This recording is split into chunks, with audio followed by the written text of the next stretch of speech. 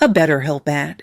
Therapy isn't just for times of major challenge. It's a valuable tool for anyone wanting to improve their well-being. It can help you develop healthy coping skills, set boundaries, and support personal growth. BetterHelp makes it easy to get matched online with a fully licensed therapist right from your phone. No commuting, no waiting rooms. And you can switch therapists at any time. Sign up at BetterHelp.com and get 10% off your first month. That's BetterHelp.com. En Walt Disney World Resort, tu familia te sorprende, como tu papá cuando lo ves riendo y gritando en Mickey and Minnie's Runaway Railway. Encuentra ese momento de pura magia en Walt Disney World Resort. Visita disneyworld.com. Breaking down every game, every day in Major League Baseball. This is the Baseball Betting Show. Here is your host, Greg Peterson. Hey, warmer from the low. Welcome to lovely Las Vegas for the Baseball Betting Show with myself, Greg Peterson, now part of the VSiN family podcast. We've got a great podcast for you as we're going to be joined in segment number 2 by one of our good friends, Dylan Rockford, who does such amazing work over at the Sports Gambling Podcast Network. He is a Mets fan that is out there in the great state of New York, so as much as I hate to do it, we do have to ask about the New York Mets and how awful that has been thus far, if they have any chance of victory on Tuesday, and we have to look at some of the surprises to the positive and the negative. I know that he, much like myself, has been finding a lot of value here on the hot shell Tampa Bay Rays, so we'll be talking about that and so much more. Then in the final segment, gonna get you guys picks and analysis on every game on the betting board for this Baseball Tuesday as we touch them all. If you have a question, comment, segment idea, what have you for this podcast, you have one of two ways to be offer those in. First one is my Twitter/X timeline at Gionet_81. Keep in mind, Lars the me does not matter, so as per usual, please do send these into the timeline. The other way is find an Apple Podcast review. If you rate this podcast 5 stars, it's very much appreciated. And then from there, you're able to fire in whatever you'd like to hear on this podcast via the 5-star review. While I did not get in any Twitter/X questions today, boy, did we have a small, but a fun slate on Monday. Let's take a look back at it, try to find some trends, and try to get to know these teams a little bit better. Games from yesterday is Greg buzzing about. Here is the rowdy recap. The LA Angels essentially used a bullpen game, and shock, surprise, it didn't work out for them. 7-2, the Cleveland Guardians get the job done. Joey Cantillo was tremendous. 6 shutout innings from there. Matt Fessa, Fiesta for a scoreless inning. Colin Erderman, Pete Plante both allow a run in an inning, but by then the damage had been done. Alek Manoah was actually not bad as a bulk guy. Walked 5, but 5 shutout innings. But prior to that, Brent Suter, 2 runs allowed in 1 2/3 innings. Jose Fermin, 3 runs allowed in 2/3 inning. Kirby Yates, 2/3 of an inning. He gave up 2 runs. The lone pitcher that appeared in this game for the Angels with a sub-450 ERA was Alek Manoah, so that was not great for them, to say the least. This was great for the Arizona Diamondbacks, so 1-0, they shut out the Walker Texas Rangers, who are averaging less than 2.7 runs per game at home. It was a pseudo bullpen game because Nathan Eovaldi got scratched just prior to the start of this game, and they pitched really well. Jacob Junis, 1 run allowed in 2 2/3 innings. He also got 2 2/3 innings out of Peyton Gray. He kept it scoreless. Jalen Beeks was able to give you a scoreless inning. Cole Winn is scoreless inning. 1 2/3 innings scoreless out of Tyler Alexander. And then on the flip side for the Diamondbacks, Michael Soroka was just good. 6 1/3 innings scoreless. From there you had Taylor Clark, Paul Sewald, both give you a scoreless inning. Brandon Garcia, pair of outside the bullpen scoreless. So the Diamondbacks, they find their way to victory. The Tampa Bay Rays, who are now 27-13, best record out there in the American League, 8-5. They take down the Blue Jays as Kevin Gausman, by far his worst start of the season. 7 runs, 6 of which were earned in 4 2/3 innings. Taken deep by Jonathan Aranda, his 8th home run of the campaign. From there, Mason Fluharty and Uriel Rodriguez, I believe fresh off the injured list for Rodriguez, both give you a scoreless inning. Braden Fisher gives up a run in an inning. Joe Bantaply for outside the bullpen scoreless, and Drew Rasmussen will get roughed up himself. Andres Jimenez takes him deep for his 4th home run of the campaign, gives up 3 runs in 6 innings, and then Ian Seymour, pair of runs allowed in a 1/3 of an inning. Andres Jimenez got him as well, 5th home run in the season, but Hunter Biggie, 5 outside the bullpen scoreless. Brian Baker, a scoreless inning, so the Rays, they do stay hot. The Baltimore Orioles continue the losing streak of the Yankees. Now 4 straight losses for the Yanks. 3-2, the Orioles get the job done as Brandon Young, solid start here, 5 1/3 innings, gives up a pair of runs, was taken deep by Ben Rice, 13th home run season, but Diedrich ends 5 outside the bullpen squirrels. Uncle Rico Garcia, Anthony Nunez, both landed squirrels inning, and Ryan Weathers was fine in this one. 9 punch-outs, 6 1/3 innings, allows 2 runs. Brian Edrick, he inherited some runners and gave up a home run to Kobe Mayo. 4th home run of the campaign. He was only charged with 1 of the 3 runs in that home run. 2/3 of of an inning for him, and then Camilo Udval a scoreless inning. But Yankees, they continue to have a little bit of a rough go of it. The Astros having a rough go of it. 3-1. They fall to the Seattle Mariners as Peter Lambert gives up 3 runs over the course of 7 innings. Julio Rodriguez takes him deep, 7th home run in the campaign. From there, Steven Okert, Brian King, they were the king of being able to give you a scoreless inning, but Astros, ever since Carlos Correas went down with an injury, they just have not been the same offensively. For George Kirby, he gives up 1 run over the course of 5 innings, and then from there, the Mariners are able to shut it down in the bullpen as Nick Davila, a scoreless inning to go along. Cooper Criswell, Edward Bizardo, Andres Munoz, they all keep it clean. And then the San Francisco Giants wrap up the night by getting a 9-3 win over the Dodgers. Roki Sasaki, not a great start, not an awful one. 3 runs allowed over the course of 5 innings, was taken deep. Rafael Devers seems to finally be getting online, 5th home run in the campaign. And Trevor Old McDonald, relatively similar start. 3 runs allowed in 5 1/3 innings. Max Muncy took him deep for the 11th home run of the campaign for him. From there, the Giants' bullpen was far superior to that of the Dodgers. Matt Gage, 5 outs of the bullpen squirrels. Keaton Wynn, JT Brubaker both give you a scoreless inning. Blake Tryon a scoreless inning, and then Alex Vesia gives up 3 runs in 1/3 of an inning. Will Klein, pair of outs of the bullpen squirrels. Jack Dreyer scoreless inning, and then Wyatt Mills, he walked 4, he gave up 1 hit in his inning, he gave up 3 runs because he was walking in runners, so not great there. And if you're taking a look at trend-wise, what we're getting in baseball right now, it's still been an overwhelming season with the over hitting at 50.8%, but we've seen a lot of unders recently. Overall for the season, 303 overs, 293 unders, and if math serves me correct, I believe that we have now got 16 pushes on those totals. Favorites, they're in at 55.8% on the money line, 333 and 264. But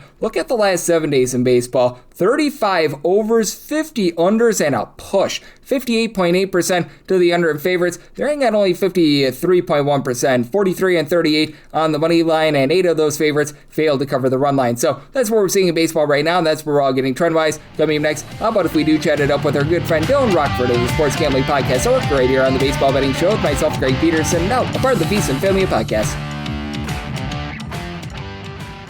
En Walt Disney World Resort, tu familia puede sorprenderte, como tu papá, el que siempre es callado, pero aquí lo ves riendo y gritando al ver a Mickey Mouse. O tus primos, cuando pasan de decir esa no a esa sí, cuando ven Space Mountain. Y tú puedes hacer recuerdos en el lugar más mágico del mundo con las personas más mágicas que conoces. Y eso es pura magia. Crea nuevos recuerdos hoy en DisneyWorld.com. Breaking down every game, every day in Major League Baseball. This is the Baseball Betting Show. Here is your host, Greg Peterson. And we're back here in lovely Las Vegas for the Baseball Betting Show with myself, Greg Peterson, now a part of the VSiN Family Podcast. It's always a pleasure to be joined by this man, as we've got Dylan Rockford aboard. He does such great work over at the Sports Gambling Podcast. So we're taking a look at this great game of baseball. He's really a man that does a great job on so many different fronts. When the football season's in action, he's doing a great job there. He's based out there in the Northeast part of the country, so he's keeping his finger on the pulse of all those teams. He's in the fight game as he does Axe Kicks Picks, the Dream Wager, and so much more. You're able to follow him on the old Twitter/X at Rock with 2Ks, the number 24 altogether. And Dylan, it's always a pleasure, my friend. Thank you so much. Thank you, Greg. Always good to be with you. It's always great to have you aboard. And Dylan, you are out there in the Northeast part of the country, and I do hate to do it, but I'm going to do it. Yeah. Been a shaky year for the New York Mets, to say the least. Is there any light at the end of the tunnel? Because since we last talked, they actually won a few games, but man, it just feels like it's been a relatively rough go of it for them, no matter what way you slice it. Yeah, no matter which way you slice it, no matter if they get good pitching, the bullpen's actually been pretty decent, I would say, for the most part. Aside from Devin Williams. Yes, aside from Devin Williams, they just can't get anything offensively to go. I mean, I don't really know if anyone's hitting above a 260 right now. Maybe Juan Soto, but outside of him, bad. Everyone has been bad. Vientos has been bad. Francisco Alvarez has kind of stepped down. Carson Bench has been terrible. Bo Bichette, everyone's been bad. I don't know if making a move and trading for someone like Rafael Devers, for example, I don't know if that would save the season, but it would show at least some grit, some determination to get it back on track. I mean, only team on pace to lose 100 games after spending this much money. I mean, something has to go. I don't know if it's all Mendoza's fault. It's definitely Stern's fault as well. But, you know, the players are out there and they just look lifeless sometimes. It's so hard to watch some games on honestly, sometimes. But honestly, I think the biggest problem has been offense and just no heart. And Lindor's been out. That hurts the team as well. So it's just hurting from all fronts right now. Yeah, it's not been great to say the least. And when it comes to the game that we're going to be seeing on Tuesday, it will be Freddie Peralta taking the bump, which I think we both agree. He hasn't quite been what the team was hoping for, but at the same time, he hasn't been the biggest disaster on the team. I'm looking at you, Bo Bichette. I'm looking at you, the entirety of the offense, not named Juan Soto. And we'll give MJ Melendez a little respect. He's been okay as well. So there you go, MJ Melendez. But that said, right now for the Mets, they're about minus 150 to minus 155 favorites against the Detroit Tigers, and I think you're going to agree with me here. Laying 150 with the New York Mets right now is probably a game that you don't want to be playing. No, and I think I made a lot of money fading my team, if I'm being honest, but it's been worth it. I truly don't understand why the market is still relatively respecting the Mets after countless outings where they just show no heart or grit or determination. And I can't back them. I mean, my numbers didn't make them a favorite here at home, but they only made them a minus 115 favorite. Minus 150 is insane. If you're laying minus 150, you take your money away from you right now, especially with the Mets.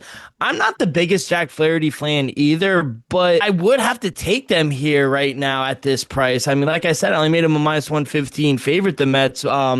Peralta's been good. I do think he is the better of the starting pitcher than Flaherty. He has given up 2+ runs in 3 straight starts. Tigers on the road does worry me a little bit. I kind of like the under, if I'm being honest. My total came out to 7.4, so it's right there. I just don't see anybody scoring runs. The Tigers aren't really scoring runs. Mets can't score runs to save their life. I think Peralta will be able to. Maybe Tigers team total under, but I just see a very low scoring game here. You don't want to back the Mets. Yeah, it's been relatively rough to say the least with the Mets, so I'm right there with you. There are times where you want to be laying minus 150 with the New York Mets. Right now, that's not one of those times. As we do have Dylan Rockford, who does such great work over at the Sports Gambling Podcast Network, joining me right here on the Baseball Betting Show, and certainly that's an interesting one, and I'm not in the business of laying $3 either, and that's where we're finding the Pirates and Paul Skeens. That totals between 7.5. I'm seeing a few 8s out there. How do you take a look at this game? Because certainly I am not going to be laying that big of a money line, even though it's Rockies, who have been a little bit more respectable this year. They've actually provided some value here, so I want to get your thoughts here. Is this like more of a run line play? Maybe you take the Mondo number with the Colorado Rockies, or do you maybe look at more of like a proper total? I actually like the under. I saw an 8 earlier in the day. I feel like an 8 for a Paul Skeens start at home is kind of outrageous. My total came out to 6.9, so even at a 7.5, I still would look under. I mean, I think Paul Skeens bounced back really nice against the Diamondbacks, who I feel like are just a much better hitting team than Colorado. Colorado's another team that really can't buy a win right now. I just have a hard time seeing them score 3 runs. I like the Buccos bullpen. I think they're solid. They're good at home. And I think Michael Lorenzen came back to earth in his last start versus the Mets. You know, even though he has been better on the road, Michael Lorenzen this year. So I think he could bounce back. I trust Paul Skeens. I probably would take an under here. Yep, I'm right there with you. I think that that's a really good look. I personally am in on the under in this one as well. So we are thinking alike, and I think that that's really the main way that you play because, man, when you're getting into that chalky of a money line price, that's just a little bit, shall we say, unable to be bet. As we do have our good friend Dylan Rockford, who does such great work over at the Sports Gambling Podcast Network, join me on the Baseball Betting Show, and I just continue to find value on the Tampa Bay Rays. Right now, between minus 110 to minus 118 is where they're at against Patrick Corbin and the Blue Jays. And hey, I will give Patrick Corbin a little bit of credit. He's been much better this year than what we have seen in the past. I also do think that this is probably going to be running out of steam sooner rather than later, and I want to get your thoughts here because I've just been loving this Rays team, and it feels like day in and day out this team is just being so badly undervalued. Last month, the biggest things that have been making me money, fading the Mets and the Rays and the unders.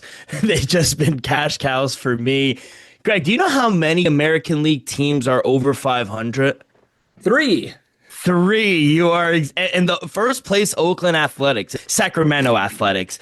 It's always good to say that, I feel like, and who would have thought? I mean, Tampa bounce back season, Yankees, and then no one in the AL Central. The Guardians are 500, and the Athletics are 21-19. I mean, that's crazy. This time, only 3 teams in the AL are over 500. It's insane. And for this game, minus 110, minus 115 I saw for the Rays. That's an insane price. My numbers made him a minus 135 favorite. I'm high on Shane McClanahan. I think he's a beast. He's had 3 straight scoreless outings for Tampa.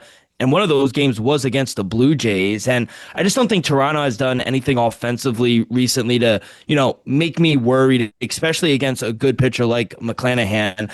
I think the bullpen has really gotten better as well for Tampa. They're the hotter team. They just won another series over Boston this weekend. I just don't know how you get in front of this train right now. I'm not going to do it. The books are going to continue to give us discounted prices. I'm going to keep taking them. Yep, I'm right there with you. This is one that I'm taking a look at as well. I felt like the Rays should have been more around about a minus 140 or so. So we are in total lockstep there, and I love what I'm seeing out of the Tampa Bay Rays. And do you think that that's probably one or two of those teams that might be able to provide value in the futures market? Because I don't know if I'd want them to make the World Series, because it does feel like the Rays are one of those teams that they're really good for 162 games, but then they just run out of steam when it comes to the playoffs, don't have enough starting pitching. But I think there's a legitimate path for them to be able to win the American League East this season, and them being like plus 350, even a little bit higher in some spots. That's something that I think might actually be a worthwhile wager. I agree. I think they're extremely live. And you know what it is? Because Boston, they don't have offense. Their pitching's been terrible. Baltimore's been a big letdown. Toronto cannot stay healthy to save their life. It's a 2-team race right now between Tampa and the Yankees. The Yankees are going to figure it out, but home, away, they play small ball. They're 5-1 against teams above 500 as well. So they're not just beating up against the mediocre to lower end. They're beating good above 500 teams. They play small ball. Pitching has been good. I think, and that's the formula that lasts into the playoffs. I know they don't really hit a ton of home runs, but this team fights. They win close games. This is a good ball club. So I would agree. I think they could make a deep run into the playoffs. Yep, I'm right there with you. I just still do get a little bit scared about them in the postseason, but I can always count on them for 162. So I do think that they've got a lot of value with that regard, as we do have our good friend Dylan Rockford of the Sports Gambling Podcast Network joining me on the Baseball Betting Show. And certainly we've been talking a lot about some of these disappointments, some of these teams that have surprised, but has there been another team or two that has been really standing out to you, whether it be to the positive or the negative? Because the demonstrative team in terms of the negative has been the Mets, the demonstrative team to the positive has been the Rays, but is there another team or two that's maybe not getting as much fanfare as those two that you've been able to find some value on, whether that be to the positive or the negative? Every team in the NL Central. I think it's the most fun division in baseball right now. I mean, with the Cubs, everybody is above 500. That is a competitive division. Milwaukee's good. I'm very pleased with the Pirates. We just talked about them. I think they're ahead of schedule. Cincinnati's a fun team as well. Positive year for them. I really like them. Snakes have kind of been a disappointment for me. Red Sox, I picked them to win the division. That was the biggest miss for me. Minnesota, too, they started the season a little better than I think most people expected. They've also regressed and back to the norm as well. Honestly, Seattle, I picked them to come out of the AL. Offensively, nothing has changed for this team. They have a great pitching. Bullpen's good. They just can't score runs. So they need to figure it out as well. But besides like the Mets and the Rays, the biggest improvement or biggest story I would say is the NL Central. Yep, the NL Central with all 5 teams, I believe, at 22 plus wins entering into the day on Monday. And you mentioned it. There were 2 teams in the American League with 22 plus wins entering into the day on Monday as well. So that's been a lot of fun. And good news for the Seattle Mariners is that they're in an AL West where, well, I really don't trust in any of those 5 teams. Looking at you, the Angels, who threw Alek Manoah on Monday. That's all you need to know about them. And how do you take a look at their matchup on Tuesday with Amai coming off the injury list for the Houston Astros and Brian Wu for Seattle, with Seattle being a minus 150 favorite? Because I just think it's too lofty to take Seattle, but at the same time, the Houston Astros have been a really tough side to back all season long, too. Yeah, I liked it a little earlier before a minus 150. I only made them a minus 135 favorite. I do think the Mariners are the right side. I don't mind an under as well. My total came out to 8.2. I just want to fade the guy coming back from the Astros. I don't want to butcher his name. So, he's coming off the IL. I call him I just don't want to back him here. We don't know how long he'll really go. He might be on a pitch count. And regardless, even if he gives us 3-4 scoreless innings, when that bullpen comes in, I really don't trust them at all. The Mariners, they did have a competitive series 2 series ago against the Braves. I don't know what happened against Chicago, but they just need more production from their guys. I think Cal Raleigh went like 0 for his last 29. I think I saw a stat over the weekend. Like, they need their guys to step up. I'm banking on that. They should be the favorite here, but it wouldn't surprise me if the Astros won. They do have the better offense. Brian Wu really hasn't looked the best. Yeah, I'm right there with you. With Brian Wu, we've seen a little bit of a fall off there. Had like 4 or 5 good starts to begin the season. Has been a little bit shaky ever since then. So that's going to be an interesting one. And anything else that's really catching your eye on the card for Tuesday is we've got all 30 teams in action. Yeah, I don't mind. I think the Brewers are back. Going back to the NL Central, I like them in this spot. My numbers made them a -150 favorite. I saw them earlier in the day at -125. I mean, that's a steal for me. 7-3 in their last 10. They're great at home. And now they're facing Matt Waldron, who he's terrible on the road. 8.56 ERA. He's given up 6+ runs in 2 of his 3 road starts. Now he gets a Brewers team. They just swept the Yankees. They're feeling good. They've scored 4+ runs in 4 straight games. I just think this is a really bad spot. And if they want to go into a track meet with the Brewers, I don't trust the offense for the Padres. So I probably would take the Brewers here. I think this is a good spot. I like the Braves here. I think it's a short number at home. I understand Grant Holmes, not the best pitcher, but they had a huge bounce back series versus the Dodgers over the weekend. Even if the Cubs, get a few off of Grant Holmes, I do think the bullpen will be able to calm down the offense for Chicago. They have a top 5 bullpen, and Cubs offense kind of gotten cold over the weekend. Back-to-back zeros on the scoreboard.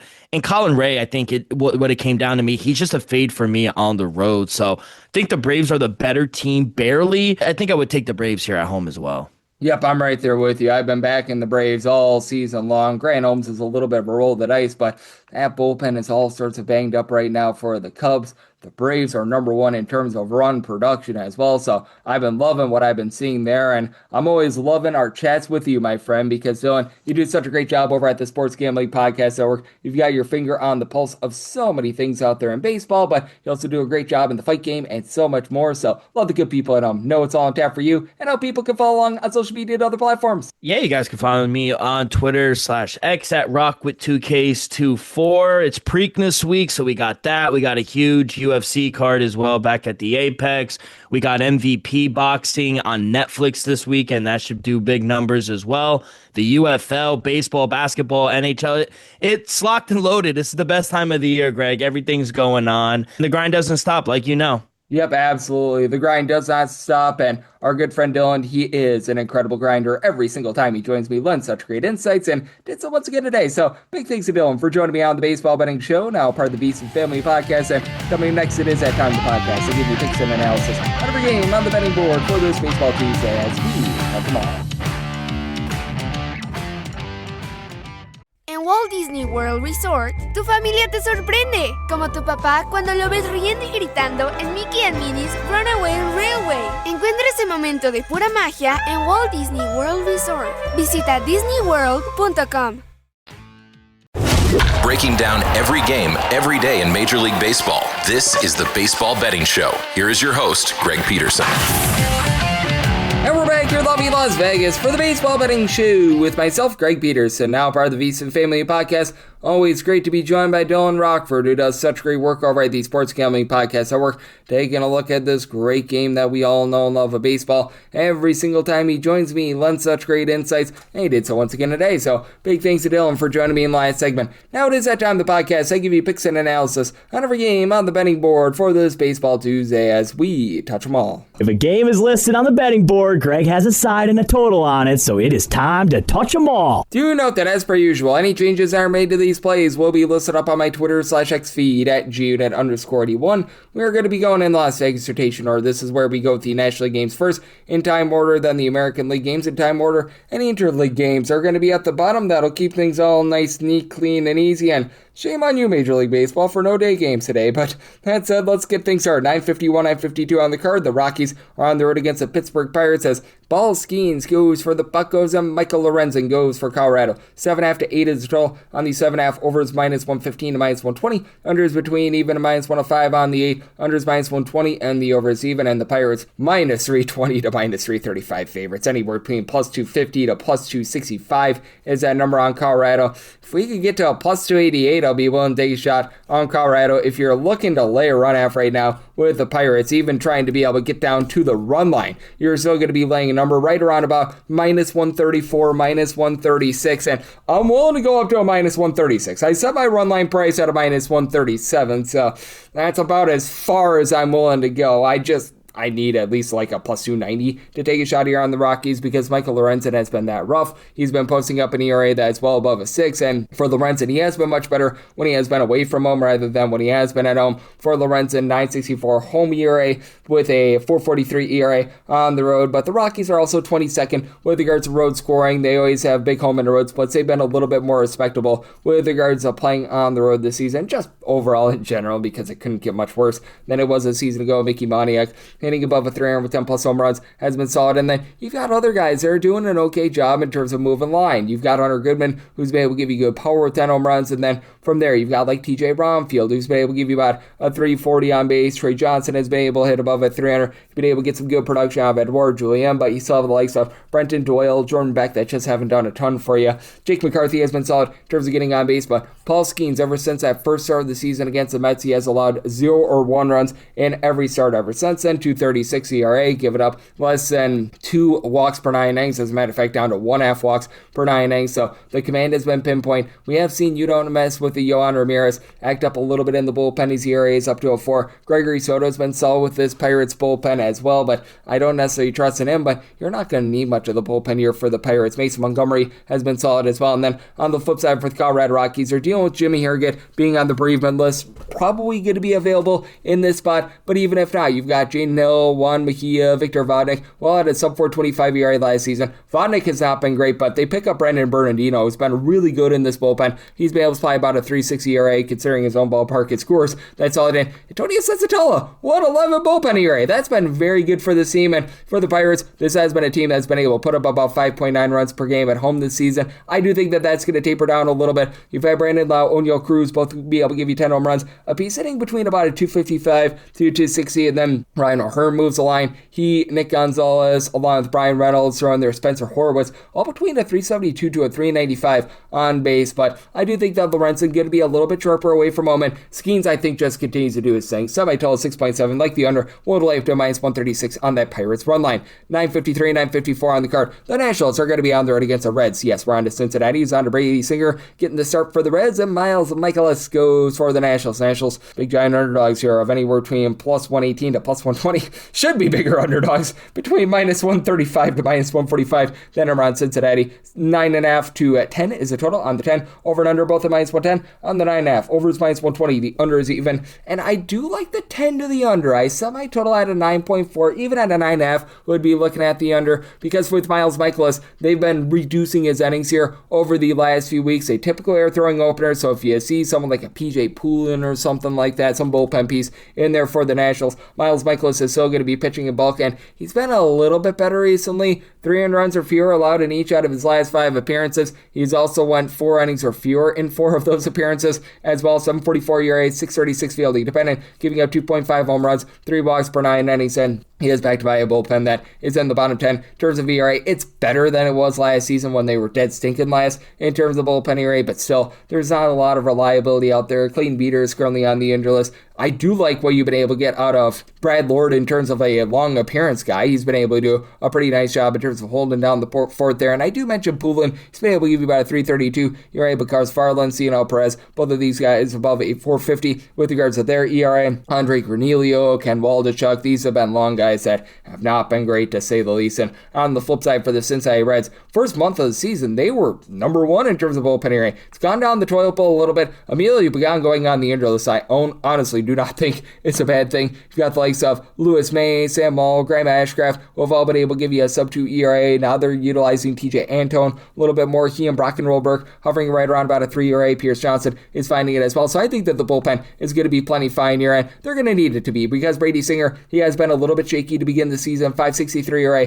1.9 home runs allowed per 9 innings, career low 6.1 strikeouts per 9, but he's also been giving out fewer walks as well, fewer than 2.5 walks per 9 innings, and I've noticed this with the Nationals. They are averaging 5.3 runs per game. That is second in the league in scoring, but just 22nd in batting average against right-handed pitchers, 21st in on-base percentage against righties, so they have really been mashing lefties, and you've got two main guys, CJ Abrams along James Wood. These two guys have combined for 20 home runs, or both give you above a 365 on base. They have been incredible. What are you going to be able to get outside that? Dallin Lyle has been able to do a solid job hitting a little bit over 250. He's going to give you something to move the line, a little bit of power there as well. Brady House, 5 home runs out of him, but you do have quite a few guys like a Curtis Mead, Keibert Ruiz, Drew Milas, the catcher that they just recently brought up. These guys have been getting a 230 or lower with regards to their average. Jacob Young at 266 on base, and on the flip side for the Cincinnati Reds, it has been a little bit up and down with the offense. Having Eugenio Suarez on the injured list has certainly not helped them out. You've got Ellie De La Cruz and Cousin Sal Seward, 10 home runs apiece. Both have been able to give you between about a 330 to a 355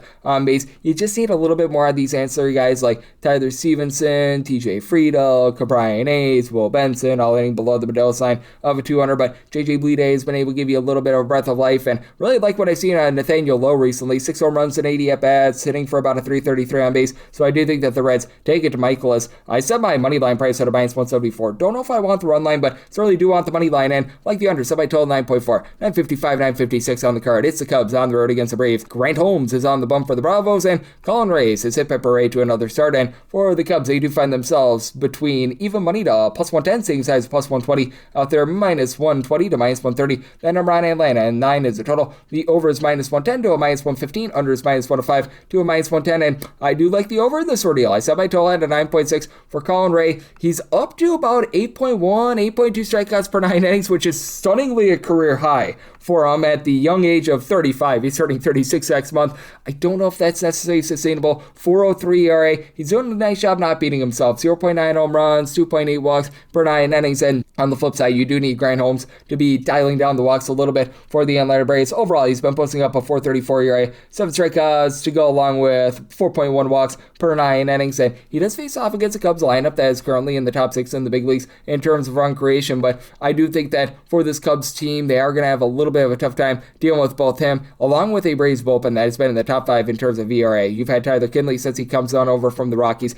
give you a sub 250 ERA. Dylan Lee has been able to give you a sub 2 ERA. Aaron Bummer's been a little bit shaky, but now you get Racy Iglesias off the injury list. He and Robert Suarez are both guys who are able to close out games. And for the Cubs, you just have had so many bullpen injuries for this team. Riley Martin, Caleb Theobar, Porter Hodge, Hunter Harvey, you just go down the list. Daniel Palencia has been solid in the small sample size we've seen out of him. Hobie Milner right now to give you a sub 3 ERA. Jacob Webb is a guy that I like, but still you've got a little bit of a roll of the dice there. Now what I love about the Cubs, all 3 catchers hit. Miguel Amaya, Moises Ballesteros, along with Carson Kelly. These are all guys that are giving you above a 340 on base. Michael Busch, he's had a rough start to the season, but he's starting to pick it up a little bit. Dansby Swanson's hitting for power with 6 home runs, hitting just a 200 as well. Pico Armstrong, he's stuck on 4 home runs, but he's had like all 4 of those home runs, I would say, in like the last 2.5, 3 weeks. He's been improving as the season has went along, and then you've obviously had Ian Happ be anything but hapless, 9 home runs. Recognize he's only hitting like a 235, but he's been able to do a solid job in terms of moving the line. But the Atlanta Braves, they are just doing a great job in terms of mashing themselves. They lead the big leagues in terms of runs per game, and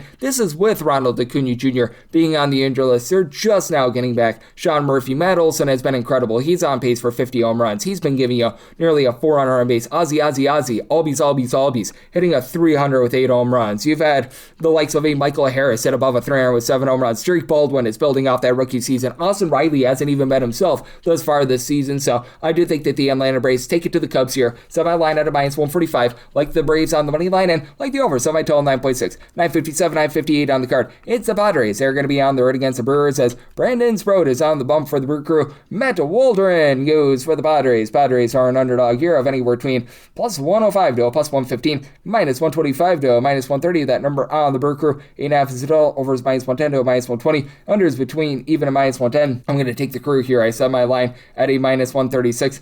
These are two less than tremendous starting pitchers here. I wish I could put it any other way. Matt Waldron, 7.71 ERA, 1.9 home runs allowed per 9 innings. He's a knuckleballer, so you could get quite literally anything out of him. And then Brandon Sprode, 5.87 ERA, 2.1 home runs, 5.3 walks per 9 innings. But he's backed up by a Brewers team that, I'm not even kidding when I say, they're 30th out of 30 teams in terms of home runs on a per at-bat basis, and yet they're averaging 5.5 runs per game at home. This team just small balls and nickels and dimes you to death. It's absolutely insane what we're seeing on these guys. I recognize that they're dealing with some injuries, but back comes Jackson Trio, back comes Andrew Vaughn. These guys, they were so productive last year. Bryce Terang is giving you 422 on base. He and Jake Bauers lead the way with 6 home runs. Gary Sanchez is sitting at 203, but 5 home runs with a 357 on base. Brandon Lockridge, he's currently on the injury list. That hurts his team, but Garrett Mitchell continues to give you 345 on base. Bauers is giving you about a 336 on base. William Contreras continues to move line, hitting 295, and for the Brewers, it was a little bit of a rough start to the season with Abner Uribe, Trevor McGill acting up in that bullpen. They're back in the top half of the big leagues in terms of bullpen ERA. You've had the likes of an Aaron Ashby, DL Turner, up Hall be really good as long guys. They're both give you a sub 2.1 ERA. Ashby actually leads the league in wins. I'm not quite sure how that happens, but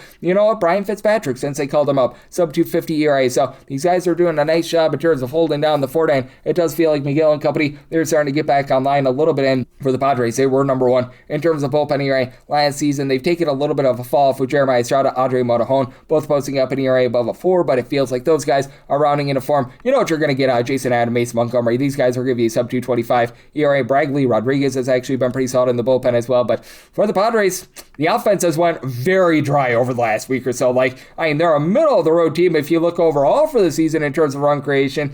Man, it's not been great recently though. Xander Bogaerts has actually not been a waste of money. 7 home runs, 345 on base. You'll take that. But then you've got so many guys that are just having a tough time finding a way on. Fernando Tatis Jr. honestly isn't doing the world's worst job in terms of moving line. 320 on base, but he's got as many home runs as Greg Peterson. That's not what you want to see. And then you've got Manny Machado, Gavin Sheets, Nick Castellanos, Freddie Fermin, Jake Cronenworth, all hitting a 209 or lower. None of these guys with over a 294 on base. Lone guy with over, I believe, 3 home runs is Machado with 6. Gavin Sheets has 5 home runs, but he's giving you a 263 on base. You haven't been able to get a lot out of Ramon Laureano recently. I think that Sprode is going to help ignite that offense a little bit, and the Padres typically do score a little bit more away from home rather than at home with the ballpark factors out there at Petco. So I did something total 9.2, like the over, but with the Brewers, little late to -135 on the money line. 959, 960 on the card. It's the Giants on the road against the Dodgers. Yoshinobu Yamamoto is on the bump for the Dodgers, and Adrian Ocum Doogie is on the bump for the Giants. The Giants are a mono underdog between +229 to a +240. Meanwhile, -275 to -290. That number on the Dodgers, if you're looking to lay a run out for the Dodgers, -125 to -130 there, and then 8.5 to 9 is the total. On the 9, under is -120, the over is even. On the 8.5, over is -120, the under is even. Did set a 12 and 8.1. I like the under for Yoshinobu Yamamoto. He's been fine this year. He's down a little bit with his strikeout stuff to about 8.1, 8.2 strikeouts per 9 innings, but he's given up 1 home run, 2.1 walks per 9 innings, 309 ERA. That's really passable, especially against a Giants team that's averaging 3.25 runs per game this season and entered in the series with 3.11 runs per game away from home. Rafael Devers and Willy Adames are just big giant wastes of money at this point. Neither guys give you over a 280 on base. Both of these guys entered in the series with 3 to 4 home runs apiece, so that has been an issue. Casey Schmidt has been your best hitter, hitting about a 285 with 6 home runs. You got guys that are moving the line, like Luis Rise is hitting above a 300. You've had Jung-Ho Lee hit about a 270, along with Eloy Ramos, Jesus Rodriguez. Small sample size, but he's been fine. So, they're getting on base. They just have no power. And then for the Dodgers, they're averaging darn near 6 runs per game away from them. Closer to like 4.5 runs per game at home, they just have experienced a little bit of an outage at home. Like Shohei Ohtani, 6 home runs with a 241 average entering into Monday. I recognize that the on-base is still relatively solid, and you just expect a little bit more there. They're getting back Mookie Betts, but even towards the back half of 2025, he wasn't necessarily himself, so we'll need to see what happens there. Max Muncy, nearly a 4 on-base, 10 home runs. He has been fine, and Andy Paz has been incredible, 9 home runs, hitting above a 300. Heck, Hyun Kim, he's moving the line. He's hitting about a 275, but they've been in a little bit of power outage as well. But also for the LA Dodgers, this team has been a top 5 team in terms of bullpen ERA. Tanner Scott looks like one of the best relievers in all of baseball, much like 2 to 3 years ago. You've been able to have Jack Dreher, Alex Vesia provide a sub-325 ERA. Edgardo Enriquez, I think, has a little bit of upside. Will Klein has been pretty solid in this bullpen. And for the Giants, they've been in the upper half of the big leagues in terms of bullpen ERA. A lot of these mix and match guys like Matt Gage, Caleb Killian have been able to give you a sub-3 ERA. Keaton Wynn is a guy that's able to give you some good long relief. Sub-3 ERA out of him. For Adrian Hauser, it's been a no good, very bad, terrible year from 6.19 ERA after he had a career renaissance last season. Like last season, 0.7 home runs, 2.7 walks per 9 innings. He in total was posting up a 3.31 ERA. Has never really been a swing and miss guy. I think that he does a little bit of a better job in terms of taming the walks. The command has been a little bit shaky this year with about 3 walks per 9 innings, but more importantly, he's been giving up a little bit too much of the deep ball. I think that he does a little bit of a better job here, but I think that Yamamoto is able to give a great start as well. Willing to lay the run line of the Dodgers up to a minus 128, and like the under, somebody tell it at 8.1. 961, 962 on the card. The Angels are on the road against the Guardians. Slade Cecconi is on the bump for the Guardians, while Bellarena is on the bump for the Halos, and Guardians, who find themselves as a favorite between minus 130 to minus 140, and between plus 115 to plus 120 is that number on the Halos. 8.5 is the total. The over and the under, anywhere between minus 105 to minus 115, and I do like the under. I set my total at an 8.3 for Yarena. He's actually been quite solid thus far this season for the Angels, but you've got one big fear with him: the walks, and that'll knock him out of the start early. 3.22 ERA, giving up less than 1 home run per 9 innings, but 6.4 walks per 9 innings. He's backed up by an Angels bullpen that entered into Monday 28th in the big leagues in terms of bullpen ERA. We saw the way that those guys got absolutely lambasted against the Cleveland Guardians yesterday. They had Alek Manoah pitching in bulk. That's not what you want. Like, man, you just don't have any serviceable arms right now in this bullpen. Like, Ryan Zefrian is like a 4-something ERA, and he's one of the better players for this team. Drew Pomeranz, 7.71 ERA. They trotted out their Sam Entiges. He's got an ERA that's well above a 9. Like, you just go down the list. Kirby Yates has looked awful since coming off the injured list. Like, this bullpen is absolute garbage. And for the LA Angels, they've actually been able to generate quite a few runs away from home. They entered in this series 6th in the league, averaging about 5 runs per game away from home. They're averaging fewer than 4 runs per game at home. So I do think that there's going to be a little bit of regression there. You've had Mike Trout obviously give you a 400 plus on base. He's been able to give you a double-figure amount of homers. He's been solid, but we've seen Zach Neto start to hit the toilet bowl. He's hitting for about a 225. He's had like 1 home run over the last 3.5 weeks. Joe Adell setting fire to the rain, 6+ home runs. He's hitting a 275, much better in terms of moving the line than a season ago. But Yoel Moncada, along with Salvador Rivero, the backup catcher, Josh Lowe, you've got a lot of guys hitting below the Bedeau sign of 200. Ori Soler, he's starting to really regress as well. And then on the flip side for the Cleveland Guardians, you haven't gotten a ton out of the guys that you'd expect, like Jose Ramirez, Steven Kwan, throw in there Kyle Manzardo, Reese Hoskins. These are all guys hitting at 220 or lower. Travis Bazan as well. Bazan, very small sample size, finally got his first MLB home run. He's actually giving you north of a 400 on base. It's been something ancillary, guys, though. Like, Brian Rocchio's hitting for about a 355 on base. Austin Hedges, who has been one of the worst hitters in all of baseball, is hitting like a 300. I have no idea how or why. So I think there's going to be regression with some of those guys and positive progression with someone like Steven Kwan hitting a 205. And then for the Guardians, last year they were 3rd in the big leagues in terms of bullpen ERA, more roundabout league average thus far this season. But Hunter Gaddis was on the injured list, has not fully looked like himself, should be able to round into form. Tim Aarons has yet to give up a run thus far this season, but Eric Sabrowski has been able to give you a sub-3 ERA. Kate Smith, after some shakiness begin the season, he's starting to round into form. And for Slade Cecconi, it's been a no good, very bad, terrible season for him, but I do think that he's going to be able to find it a little bit as well. 6.15 ERA, 1.8 home runs, 3.5 walks per 9 innings, but again, he pitches a little bit better at home rather than away from home, so set a total of an 8.3, like the under, and for the Guardians, willing to lay up to a minus 140 on that money line. 963 to 964 on the card. It's the Yankees. They're going to be on the road against the Baltimore Orioles. Will Bourne goes for the Yankees. Right now, it's reading to be determined for the Orioles, so this is a game that's presently off the board. the Orioles are hoping that this is Trevor Rogers who makes the start here. And if it is Rogers going up against Warren, set the Yankees at a minus 128 on the money line. Would be willing to go up to a minus 127 there, plus 129 or better. Looking at the Orioles, and then maybe total of an 8.4, so 8 or less than on the over, 8.5 or higher the under. Now, I'll say this right now. If it's not Rogers, it's going to be a massive downgrade, probably like minus 160 with the Yankees, and then 8.5 or less to the over, 9 or higher to the under. So I'll throw that in there right now before I go any further, because it's probably a bullpen game if it's not going to be our good friend Mr. Rogers in the neighborhood. And if it is Mr. Rogers, well, he's had a little bit of a shaky start to the season. He's trying to come back after he was dealing with apparently like some deathly illness or something like that, so you hope that he's well there, and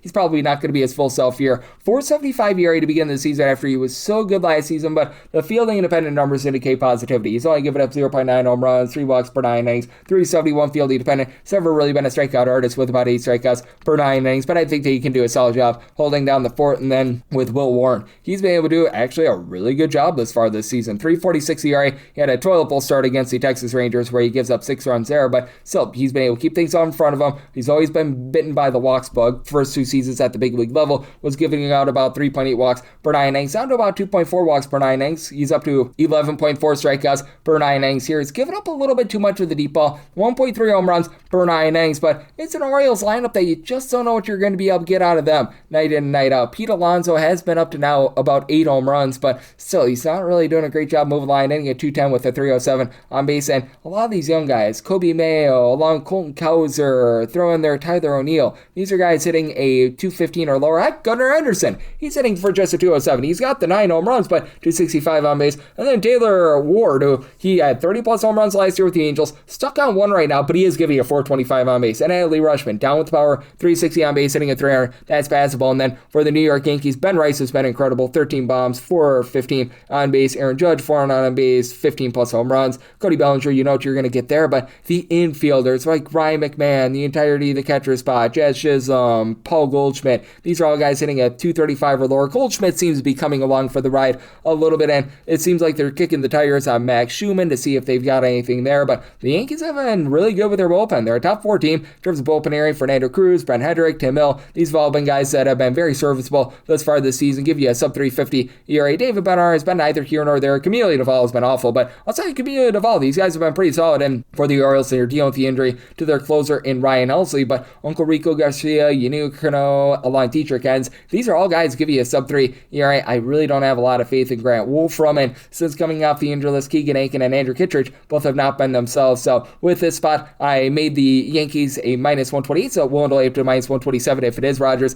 Again, if it's not Rogers, more like a minus 160, and with Rogers, 8 or less in on the over, 8.5 or higher the under. Without Rogers, 8.5 or less to the over, 9 or higher to the under. And with the Orioles, plus 129 or better. Looking at the Orioles, if you get Rogers, without Rogers, closer to plus 160. 965, 966 on the card. It's the Blue Jays. They're going to be playing us to the Rays, as Shane McClanahan is on the bump for the Rays, and Patrick Corbin goes for Toronto. And Toronto does find themselves as a slim underdog here of anywhere between even money to plus 105, seeing it as minus 105 out there as well. Minus 110 to minus 118 is that number on the Rays, and currently the total is 8. The under is anywhere between minus 110 to minus 115. Over is minus 105 to a minus 110, and I'm in on the Rays. I set them at a minus 142. Sugar Shane McClanahan is looking like that guy that we all know and love to come back from pretty much being off for 2 straight seasons due to injury, and doing what he's doing is very impressive, as he's been able to get a little bit less with his strikeout stuff than he's seen in the past, but still right around about 8.5 or so strikeouts per 9 innings. He's allowed just 1 home run in 31 and a third innings, 260 ERA, 274 fielding independent. He's been great, and for Patrick Corbin, significantly better than what we've seen in the past. 360 ERA, 0.9 home runs, just over 2.5 walks per 9 innings, but he does pitch a lot of contact, 6.23 strikeouts per 9 innings, and I just still can't trust him because he's had a 4.40 ERA or higher in each of the past 6 seasons, 5.20 ERA or higher in 4 out of the last 5, and you got a Blue Jays team that has had a little bit of a tough time scoring this year. They're currently 24th in the league with about 4.1 runs per game. They're just lacking the deep ball right now. Like, Vlad Guerrero Jr. is still stuck on 2 home runs. He's still giving you like a 390 on base, but and keep in mind, he only had 23 home runs last season. You've been able to have Andres Gimenez be solid. He's hitting about a 250. He was able to go deep yesterday, but last year Dalton Varsho was getting a home run every about 12 or 13 at bats. He's hitting about a 260 with a 330 on base, but power's way down for the Blue Jays. They're right now right around number 1, number 2 in the big leagues in terms of fewest strikeouts on a per at bat basis, and Kazuma Okamoto has been able to give you 10 home runs, but they're just not turning it into power. And then on the flip side for the Tampa Bay Rays, this is a top 8 team in terms of run creation away from home, and all of a sudden the catcher spot with Nick Fortes, Fiducia, hopefully I got that correct, both hitting above a 260. It's been solid. Jake Fraley is moving the line. Yandy Diaz along with Jonathan Aranda, they're both give you above a 360 on base. You've been able to get great power out of Aranda as well with 8 home runs. Junior Caminero, 9+ home runs with about a 340 on base. Chandler Simpson, one of the best base stealers in all baseball. For the Rays, bullpen was absolutely awful to begin the season. They're back in the upper half in terms of bullpen area with Brian Baker, Cole Sulzer leading the way. Sub-3 ERA. Now they're getting Garrett Clevenger off the injury list after a very terrible start to the season for the likes of Ian Seymour and Hunter Biggie. These guys are starting to pick it up as well. And for the Blue Jays, it's been an up and down bullpen. Jeff Hoffman has obviously been awful. Mason Fluharty, he's got an ERA that's hovering right around about a 6, but you've got a trio of guys that you can really trust in my opinion. Tyler Rogers, Braden Fisher, Louis Varland. They'll give you a sub-325 ERA. So I do think that this is going to be a lower scoring game. I think that Patrick Corbin sees a bit of regression, but I think he's semi for real. So I semi-total 7.9. I do like the under, but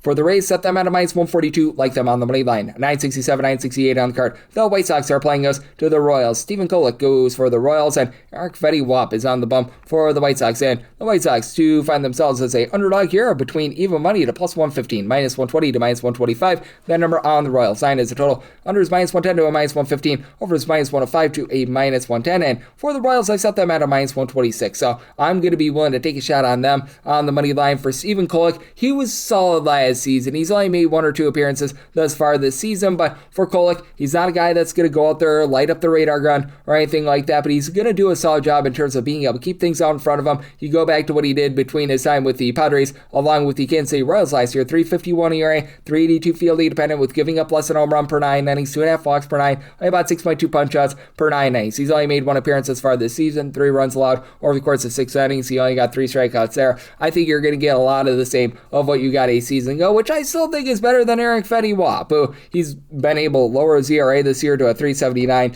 No deception here whatsoever, and he doesn't have quite the command that our good friend in Kolek does. Right now, 1.9 home runs, 3.1 walks per 9 innings. Well, he's got the 3.79 ERA, 5.77 fielding independent. That's not great. Now, what else is not great is the fact that the Royals, out of 30 Major League Baseball teams, are 30th in terms of run creation away from home.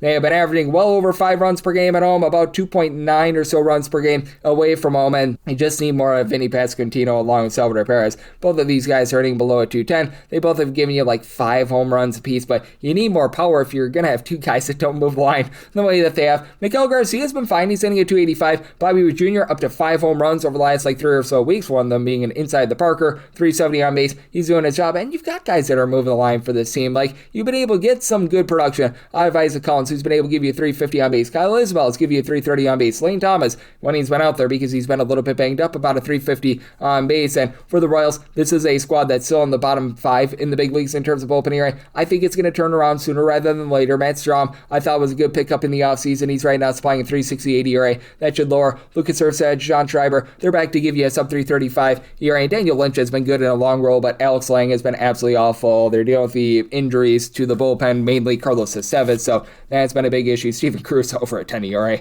And then on the flip side for the White Sox, not a very trustworthy bullpen as well. When you're trotting out there Sir Anthony Dominguez as your closer, you know that that's not great. Jordan Leisure is leisurely giving you an ERA that is well above a 5. They've been trotting out there Osvaldo Bido, who's been throwing up there over a 5 ERA. Jordan Hicks or Anthony Dominguez have not been awful this year, but I have trepidations with them. Sean Newcomb, surprisingly, a 3.2 ERA.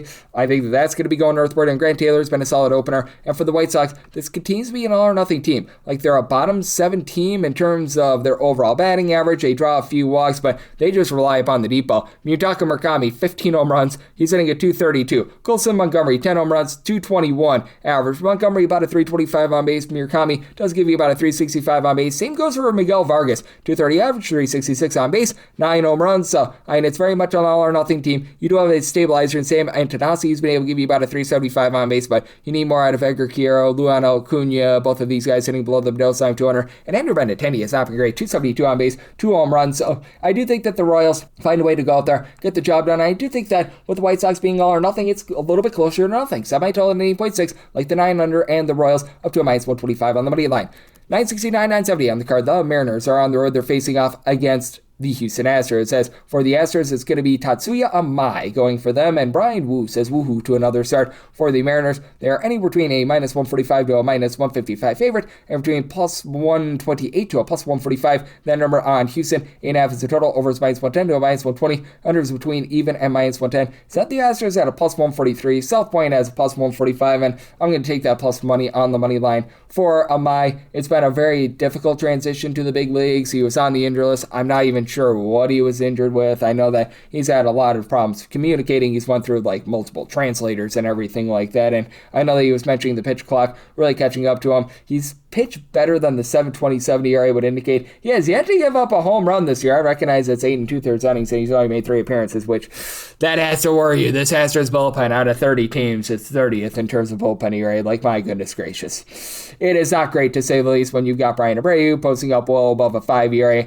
AJ Bluba, Steven Okert. These are guys, they're hovering between about a 4 to a 5 ERA, and those are supposedly your trustworthy guys. Same goes for Aniel De Los Santos. Man, it's not been good, to say the least, but I do think that the Astros have a pathway to be able to slug their way to victory, as they still have a lot of guys that are able to find a way to be able to provide the power ball, mainly Yordan Alvarez, to give you over a 420 on base, 14 plus home runs. Christian Walker, 9 bombs. He's been able to give you about a 350 on base. Jose Altuve, he's a little bit washed, but still 330 on base. He's still a presentable player. Isaac Paredes has been down with power, but 360 on base. Christian Vasquez, a 350 on base.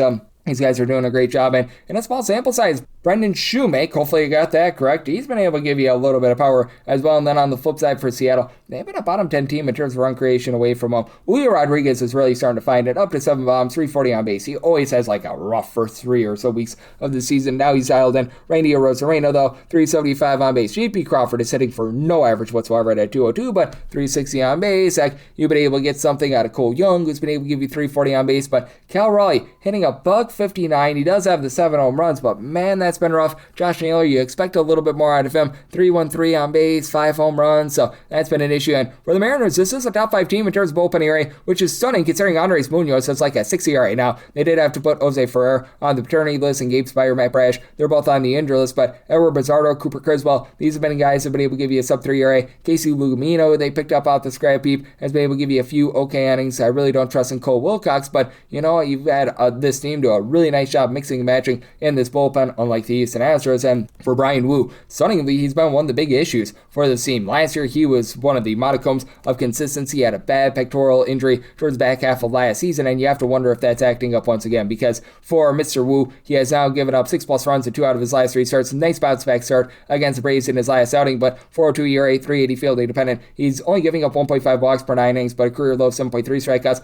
per 9 innings. So I do think that you get some runs here, but I do think that Amai finds it here as well. Semi-total at 8.4, so 8.5 or higher. I'm going to be in on the under. And for the Houston Astros, seeing that plus 145, like the money line. 971, 972, it's the Phillies. They're going to be on the road against the Boston Red Sox, as Zach Whelan and Dylan Wheeler is on the bump for the Sox. And right now, it's officially listed as to be determined for the Boston Red Sox, but many believe it is going to be one Mr. Brian Bayo, and many books have already posted up a number. Right now, the Red Sox are plus 120 to plus 126 underdogs, between minus 145 to minus 150. That number on the Phils with a total between 8 to 8.5. On the 8, overs minus 120, the unders even on the 8.5, unders minus 120, and the overs even. And set the Phillies on the money line at a minus 143. Right now, that run line price is plus 115 to a plus 120, and I would be willing to ride with that run line, especially if you do get Brian Bayo. And if you don't get Brian Bayo, it's probably not going to be any sort of an upgrade. I don't think that you can get Sonny Gray until Wednesday, maybe even Thursday, but that's it for Mr. Bayo. It's been a no good, very bad, terrible season for him. 7.44 ERA. He typically does a great job in terms of taming Fenway because of his off-speed stuff, stuff, and the way that he's able to get ground balls, that has not been the case this year. 2.2 home runs, 4.4 walks per 9 innings. He's never been a strikeout guy, 6.6 strikeouts per 9 innings. And Zach Wheeler, ever since he's come back, the Phillies have gone from a dormant team to a team with life. I'm not going to say that they're fully back, but Wheeler's been fine this year. A 3.12 ERA, considering all that he's went through, that's not bad. 283 fielding dependent, 9.3 strikeouts, half home run allowed per 9 innings. So you'd like to be able to see that. And now you've got Yohan Duran coming off the injured list as well. That's your main closer for the Philadelphia Phillies. And for the Phillies, it has been a little bit up down all around with the bullpen because you've got Tanner Banks who's supplying over a 5 ERA. It's not been great for the likes of Jonathan Bolin and company, but I do think that they're going to be able to improve a little bit with Ryan Kerkering, guy that began the season on the injured list, now being able to supply you with about a 180 ERA. Chase Shogert has actually been really good in this bullpen as well. And for the Phillies, currently they're a bottom 6 team in the big leagues in terms of run creation. Kyle Schwarber, 16 home runs, 353 on base, doesn't hit for average, but you'll take that. Bryce Harper's been fine, 375 on base, 10 home runs. It's just a lot of these just random infielders that are not hitting for the team. Alec Bohm looked a little bit better over the weekend with a few bombs, so you do like to see that, but he and Bryson Stott both hitting below a 220, neither giving you over a 265 on base. You need a little bit more there. JT Realmuto's dealt with injuries, getting him back should be able to help this team out because Garrett Stubbs clearly is not the answer there. But Trey Turner down for what? 290 on base. You just expect a little bit more out of him. He's not even swiping bags this season. And then on the other end, the Red Sox, I want to talk about an offense that you expect more from. They were in the top 6 in terms of run creation last year, and currently they're in the bottom 10. Wilson Contreras has been fine. 8 home runs, 380 on base. Weiler Abreu's wild out, 375 on base, 6 home runs. But now you have to place Roman Anthony on the injured list. Caleb Durbin has been absolutely terrible. He, Jaron Duran, Trevor Story, all hitting at 200 or lower. Isaiah Canera-Falefa, that has been a failed experiment. He's hitting at 205. He's been a, shall we say, platoon guy, and whenever they've utilized him, he hasn't given you anything whatsoever. And for the Boston Red Sox, bullpen is still solid. Aroldis Chapman is continuing to be a top 2 closer in the big leagues. He and Mason Miller are your top guys in all of baseball. Tyler Semenijo has yet to give up an earned run, so he has been good. You've been able to get some solid production out of Giovanni Morin with a sub 3 ERA. Garrett Whitlock hasn't met himself, but sub 350 on ERA. That's presentable, so I do think that you're going to get a lower scoring game. So I told 7.8, like the under for the Phillies, plus 113 or better / a minus 140 or better on the money line. I'm leaning run line personally. Going to be looking at that run line to go along with the under. 973, 974 on the card. It's the Tigers. They're going to be on the road against the Mets. Freddie Peralta is on the bump for the Mets, and Captain Jack Flaherty goes for the Tigers. And the Tigers do find themselves as an underdog here of anywhere between plus 125 to plus 140, minus 145 to minus 152 is that number on the Mets. Total on this game is 7.5 to 8 on the 8. Under is minus 120. The over is even on the 7.5. Over is minus 115, and the under is minus 105. And I'm going to be willing to take a shot here on the Tigers. Set them at a plus 132. This Mets team has just been a wet match in a dark cave all season long. And Freddie Peralta, he hasn't quite lived up to his contract. But if you're thinking that Freddie Peralta is a big issue for the Mets, you have to look at some of the other guys like you, Bo Bichette. Like, holy crud, that has been bad to say the least. But that's it for Freddie Peralta. 3.12 ERA, 372 fielding dependent. 8.9 strikeouts per 9 innings. That's currently career low, but he's given up 0.8 home runs per 9 innings. Like I said, maybe he's not living up to that contract as of right now, but he's been presentable. He's been fine. Jack Flaherty, he's not been fine thus far this season. 5.56 ERA, 5.29 fielding dependent. He's just walking the world right now. 6.9 walks per 9 innings. He's up to 11 strikeouts per 9. I think that he finds the command a little bit more, especially against a Mets team that, man, nobody is generating any power whatsoever for this team. Right now, your leader in home runs is 5, with Mark Vientos being that man. And Mark Vientos hasn't even been able to move line. He's been so inconsistent all season long. 276 on base. You just look at this team and nobody's getting on. Like Juan Soto has been fine, 364 on base, but even for his standards, he's down a little bit. MJ Melendez has been able to about a 271. Among players with over 20 at-bats, those are the lone 2 guys on this roster hitting above a 236.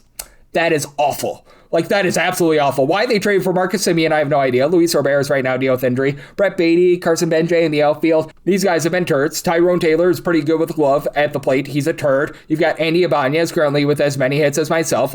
It's just not going well for this team, to say the least. And for the Mets, we talked about Dylan Rockford. The bullpen outside of Devin Williams has been fine. Devin Williams is just lost at this point. I don't know if he's ever going to find it.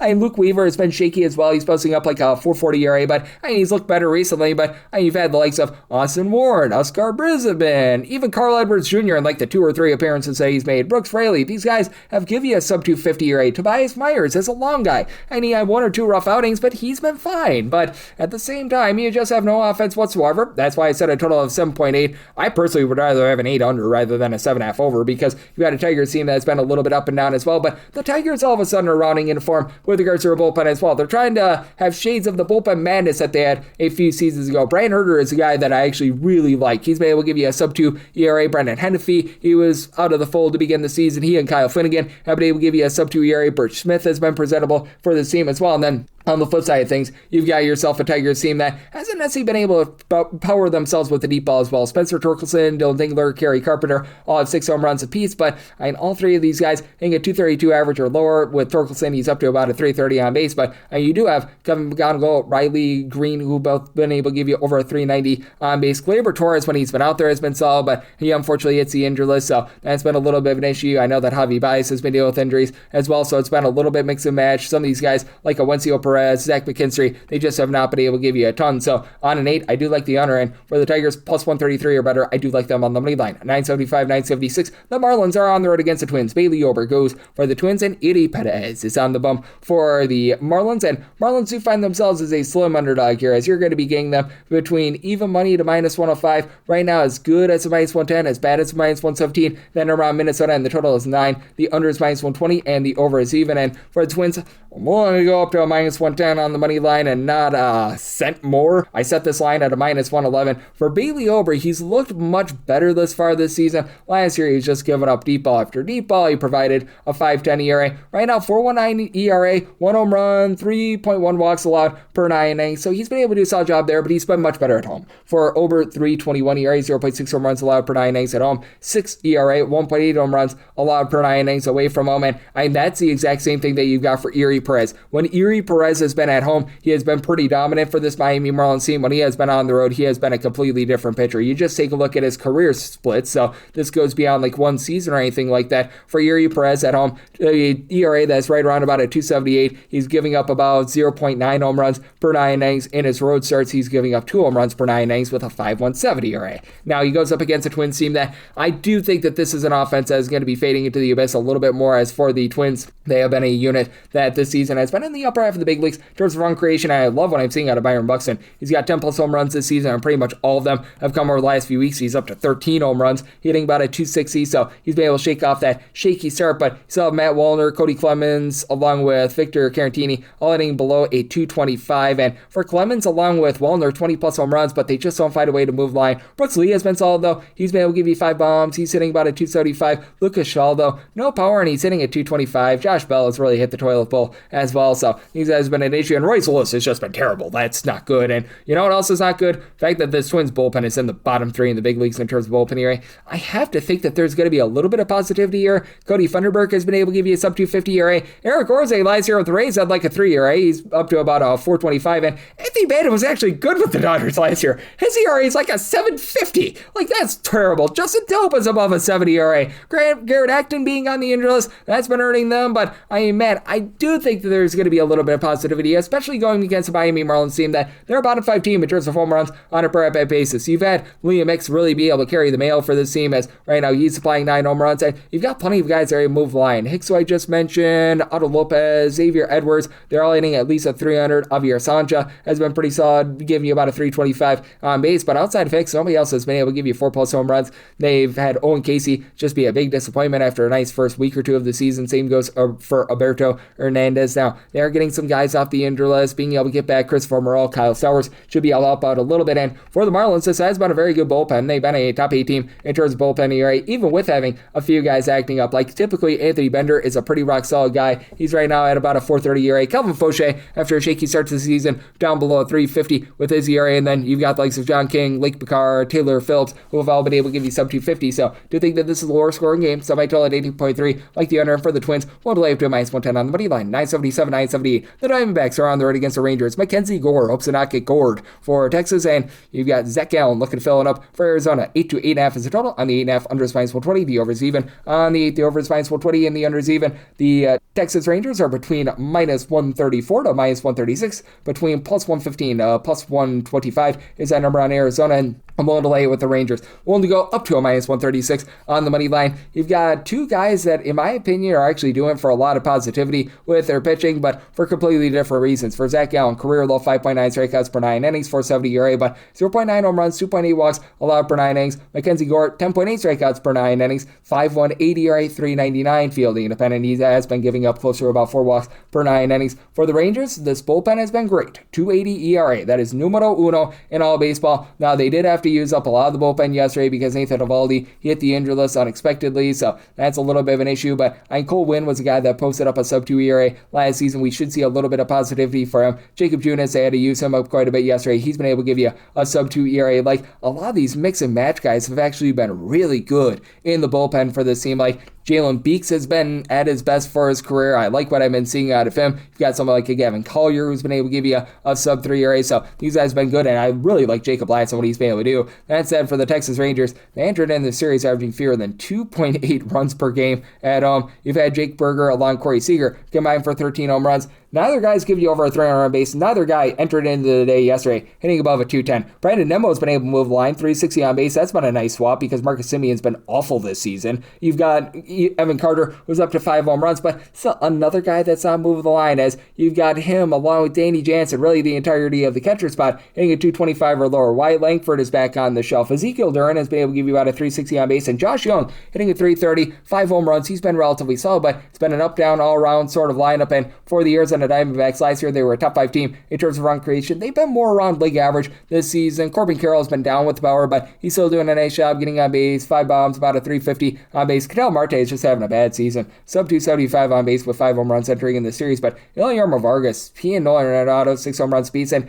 Arenado hitting about a 265. He's turning back the clock. Vargas hitting a 340. He has been incredible. Jose Fernandez is not going to give you power, but he's hitting about a 285, but you do need some of these guys like Adrian El Castro, who's filling in for the injured Gabriel Moreno, Jorge Barosa, guys like this, hitting a 225 or lower. That's been an issue, and Lourdes Gurriel should be able to find it as the season goes along. And for the Diamondbacks, they just have the lesser bullpen in this spot. You've been able to get some good production out of Ryan Thompson recently. He and Paul Sewald, sub 335 ERAs, but I don't necessarily trust in Sewald very much. But Kevin Ginkel last year had a 6+ ERAs at like a 4 thus far this season. Brandon Pfaadt is now one of your long guys. I don't trust in him. Andrew Hoffman has been absolutely terrible out of this bullpen as well. So with the spot, I'm willing to lay up to a minus 136 on the money line of the Rangers, and I think it's a lower scoring game. Semi-total 7.6, like the under, and wrap things up with 979, 980 on the card. The Cardinals are on the road against the Athletics. Jeffrey Springs goes for the Athletics, and Andre 3000 Palante is on the bump for the Cardinals. Total on games between 10 and 10.5. At the 10, the over is minus 120, the under is even. 10.5, under is minus 115, over is minus 105. For the Athletics, they're anywhere between minus 145 to minus 155. This is going up as I do this.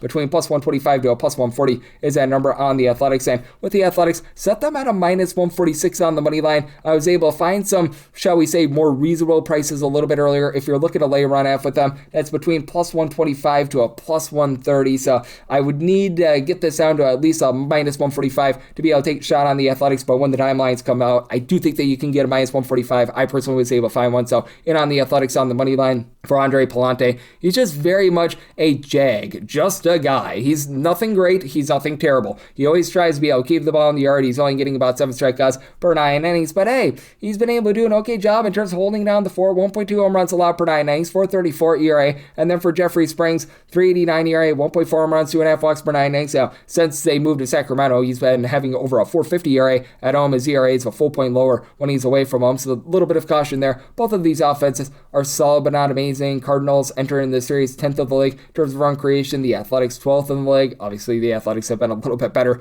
at home rather than away from home with their offense. And now you've got Brent Rooker going. He's had like 3 home runs over the last week or so, was banged up to begin the season. So that's going to be able to help out this offense because Shea Langoliers has carried the mail. Shea has banged for a 394 on base and 11 home runs. He has been great. Tyler Soderstrom, Nick Kurtz, 5 home runs apiece. You expect a little bit more out of them, but Kurtz, 400 on base, Soderstrom, not there. He's hitting for about a 210. The wrong Max Muncy is currently on the injured list, and Carlos Cortez is going to see a regression. He's giving you over 400 base. I don't know where this has come from. Lawrence Butler has been a disappointment, hitting just a $180, and then some of these ancillary guys like Denzel Clark, Darrell Hernandez, they have not given you a ton. For the Athletics, they have gone back down to the bottom 10 in terms of bullpen ERA, but honestly, the bullpen has not been awful. Mark Leiter Jr. is just absolutely terrible. He should not be seeing innings. Scott Barlow, I think, is a little bit long in the tooth, but even he, along with Luis Medina, Joe Kunal, Hogan Harris, these have been guys that would be able to give you a sub 350 ERA. And for the Cardinals, this has been a pretty awful bullpen thus far this season, but I feel like you're starting to find out who the trustworthy guys are. Jojo Romero had a sub 325 ERA last season. He's starting to round back into form as he, Riley O'Brien, along with Jared Schuster, have been able to give you a sub 350 ERA, and Gordon Gassefo, a sub 2 ERA, as well as been the likes of Justin Brule, Chris Roycroft, Matt Savanson. I think that they sent Roycroft back down to the minor leagues, Brian Stanek, who have all been posting up a north of 5 ERA. And for the Cardinals, you've gotten great production out of Jordan Walker, hitting at 300 with 11 home runs. Ivan Herrera is not going to hit for the world's greatest average, but he gives you a 400 on base. J.J. Weatherholt hitting just a 235, but again, 7 home runs, 350 on base. You'll take that. Never been too much of a fan of Nolan Gorman. 5 home runs with 287 on base. You need a little bit more there. And then Victor Scott, Pedro Baez, these guys hitting at 215 or lower has been rough. Nathan Church has been a little bit banged up. When he's been in the lineup, he's been solid. And then you got Mason Wynn hitting about a 250 along with Church. So do feel like this total is a little bit too high, even though the ball just flies out there in Sacramento. So I total 9.7, like the under, and we'll lay up to minus 145 on the Athletics money line. And that'll wrap things up for the Tuesday edition of the Baseball Betting Show, now part of the VSiN family of podcasts. Big thanks to Dylan Rockford of the Sports Gambling Podcast Network for joining me in the last segment. If you do like hearing from this fine podcast, Baseball Betting Show, you're able to subscribe wherever your podcasts, Apple Podcasts, Google Play, Spotify, Stitcher, and TuneIn. If you have a question, comment, segment idea, what have you for this podcast, you have one or two ways to be able to fire those in. First one is my Twitter/X timeline at gunit_81. Keep in mind, Larry CM, they mean does not matter. So as per usual, please send these into the timeline. Other ways, find an Apple Podcast review. If you rate this podcast 5 stars, it's very much appreciated. From there, you're able to fire in whatever you'd like to hear on this podcast via that 5-star review. Coming back to you guys every single day with picks and analysis on every game every day. So I'll be back with you once again tomorrow. Thank you. En Walt Disney World Resort, tu familia puede sorprenderte, como tu papá, el que siempre es callado, pero aquí lo ves riendo y gritando al ver a Mickey Mouse. O tus primos, cuando pasan de decir esa no a esa sí, cuando ven Space Mountain. Y tú puedes hacer recuerdos en el lugar más mágico del mundo con las personas más mágicas que conoces. Y eso es pura magia. Crea nuevos recuerdos hoy en DisneyWorld.com.